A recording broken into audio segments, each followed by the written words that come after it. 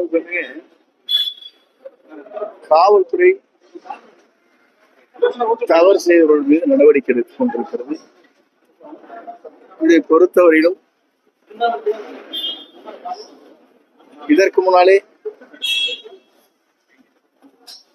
வருவான் நம்முடைய மத்திய அரசினுடைய பிடி ஒவ்வொரு இல்லங்களிலும் சென்று ஆய்வு செய்து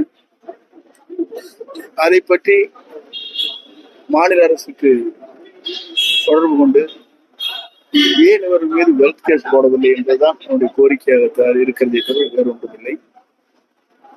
எங்களுக்கு தனிப்பட்ட முறையில் நம்முடைய முதலமைச்சரை பொறுத்தவரையும் சிறந்த ஆட்சி நடத்த வேண்டும் என்ற நோக்கம் தவிர வேறு ஒன்றுமில்லை. அதைத்தான் அவர் செய்து வருகிறார்.